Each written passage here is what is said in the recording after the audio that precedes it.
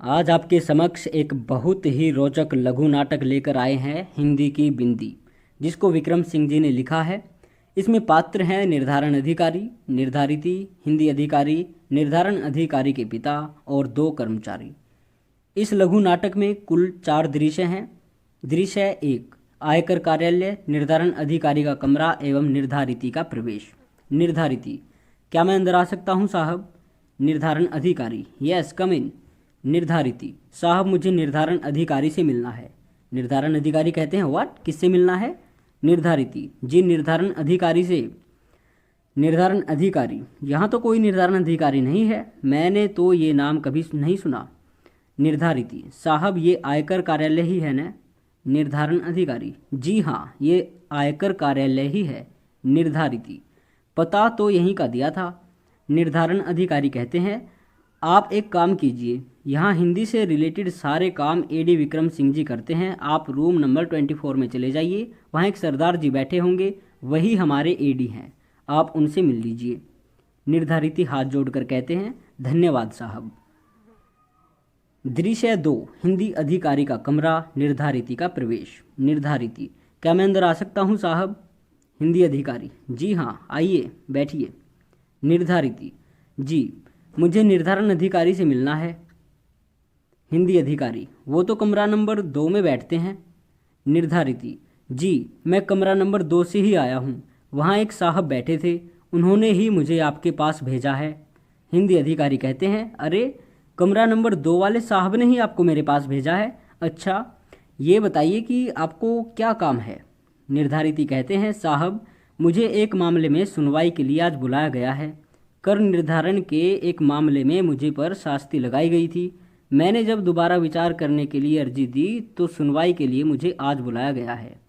हिंदी अधिकारी कहते हैं अच्छा तो कर निर्धारण के मामले में सुनवाई के लिए आपको बुलाया गया है, चलिए मैं भी आपके साथ ही चलता हूँ, मुझे भी उन साहब से थोड़ा काम है, इसी बहाने मैं भी उनसे मिल लूँगा। दोनों उठते हैं।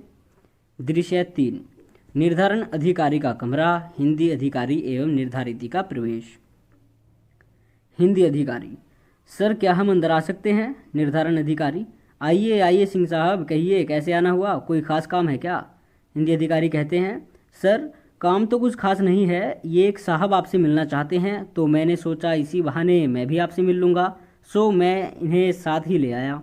निर्धारण अधिकारी कहते हैं अरे ये तो किसी और का ही नाम ले रहे थे, क्या नाम बताया था आपने? निर्धारित कहते हैं जी निर्धारण अधिकारी से मिलना है मुझे। निर्धारण अधिकारी कहते हैं सिंह साहब ये अपने ऑफिस में निर्धारण अधिकारी कौन है?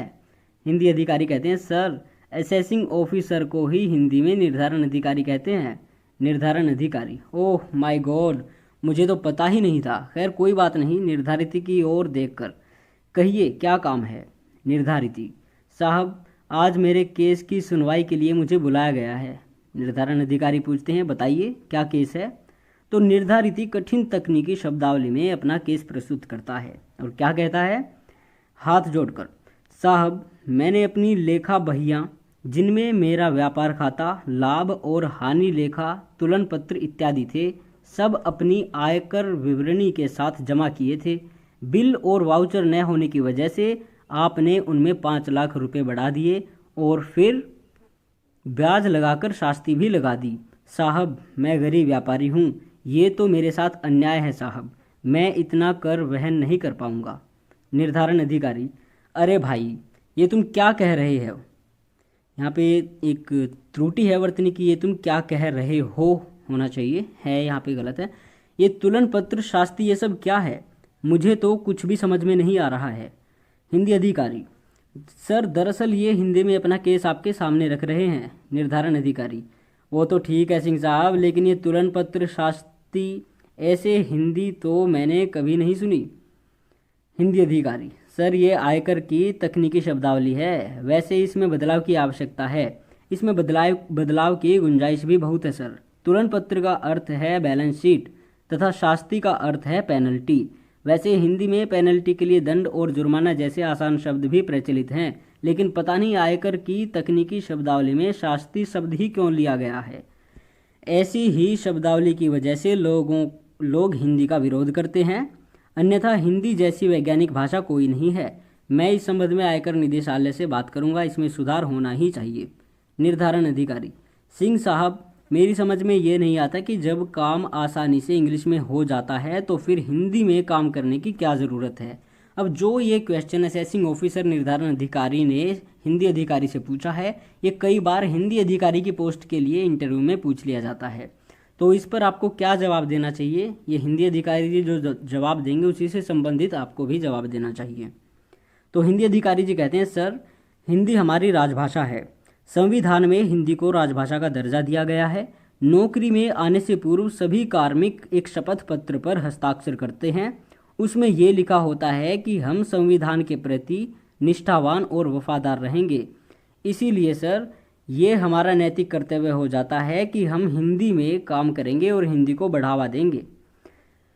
हमारे देश में आज भी अधिकांश लोग हिंदी में ही बात करते हैं, यहाँ तक कि 90% विज्ञापन भी हिंदी में ही दिखाए जाते हैं, फिर हम सरकारी काम ही हिंदी में क्यों नहीं कर सकते। निर्धारण अधिकारी, वो सब मुझे नहीं मालूम सिंह साहब, but I can't work in Hindi. अब देखिए दृश्य नंबर 4 जो है वो बहुत ही महत्वपूर्ण है और बहुत ही रोचक है, जो इस कहानी का निचोड़ है, सब कुछ इसी में है।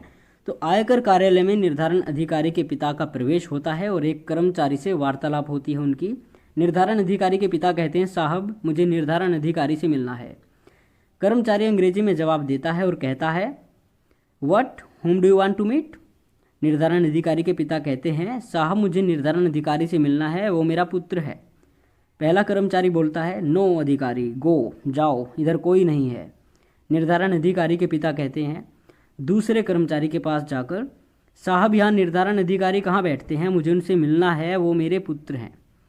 इतने में पहले वाला कर्मचारी भड़क जाता है और कहता है, don't you understand English, what I have told you. निर्धारण अधिकारी के पिता कहते हैं, ज़रा तमीज़ से बात कीजिए ना साहब, मैं आपके पिता समान हूँ। तो कर्मचारी 1 और 2 यानी कि पहला और दूसरा दोनों बोलते हैं, how dare you, shut up, get out you old man. इतने में निर्धारण अधिकारी एवं हिंदी अधिकारी का प्रवेश होता है और निर्धारण अधिकारी गुस्से में कहते हैं, what is going on, what happened. पहला और दूसरा कर्मचारी, sir sir this old man is disturbing us. निर्धारण अधिकारी बूढ़े को देखकर प्रणाम करता है। निर्धारण अधिकारी कहता है, अरे पिताजी आप कब आए यहाँ। निर्धारण अधिकारी के पिता कहते हैं, बेटा मैं तो कब से तेरा पता पूछ रहा हूँ, लेकिन ये लोग समझ ही नहीं रहे हैं। एक बात कहूँ बेटा, क्या भाषा के साथ साथ लोग भी अपने नहीं रहे? क्या अंग्रेजी हमें यही सिखाती है? अगर आज ये लोग हिंदी समझते होते तो आज ये हालत न होती और न ही मेरा इतना अपमान हुआ होता। निर्धारण अधिकारी को पश्चाताप होता है और वह भावुक होकर कहता है, निर्धारण अधिकारी जी कहते हैं, सिंह साहब आज मेरी समझ में आया कि जो लोग अपनी भाषा और संस्कृति छोड़ देते हैं, सभ्यता उन्हें छोड़ देती है। मैं आज ही आयकर निदेशालय को लेटर लिखकर हिंदी को लागू करने एवं बढ़ावा देने का अनुरोध करता हूँ। भारत माता के माथे पर हिंदी की बिंदी लगनी ही चाहिए। सभी एक साथ हाथ उठाकर नारा लगाते हैं, लगनी ही चाहिए, लगनी ही चाहिए, लगनी ही चाहिए। तो आपको कैसी लगी ये लघु नाटक? मुझे तो बहुत अच्छी लगी, बहुत ही इंटरेस्टिंग है। और जो हिंदी की दुर्दशा आज के समय में हो रही है कि बहुत सारे लोग हैं वो हिंदी में काम करके खुश नहीं है, लेकिन आप सभी को, अगर आप किसी कार्यालय में काम कर रहे हैं तो आपको हिंदी का ज़्यादा से ज़्यादा प्रयोग करना चाहिए। और जो लोग हमसे टेलीग्राम और व्हाट्सएप पर जुड़े हैं, या तो वो इंग्लिश का प्रयोग करें या फिर हिंदी भाषा का प्रयोग करें। और अगर आप हिंदी में वार्तालाप करना चाहते हैं तो हिंदी को रोमन लिपि में न लिखकर हिंदी को देवनागरी लिपि में ही लिखें। हिंदी बहुत ही आप कह सकते हैं कि बहुत ही अच्छी भाषा है और हिंदी की जैसी भाषा आपको और कहीं नहीं मिलेगी। बाकी आपकी मर्जी है, मैं तो यही कहूँगा कि आपको हिंदी में अधिक से अधिक काम करना चाहिए, लेकिन हम किसी को फोर्स नहीं कर सकते हैं। और ऐसी नाटक अगर और कहीं मिलती है तो वो भी आपके समक्ष रखने का प्रयास करेंगे। लेकिन इस हिंदी की बिंदी जो ये लघु नाटक है, इस पर आपके क्या विचार हैं, कमेंट सेक्शन में हमें ज़रूर बताएं।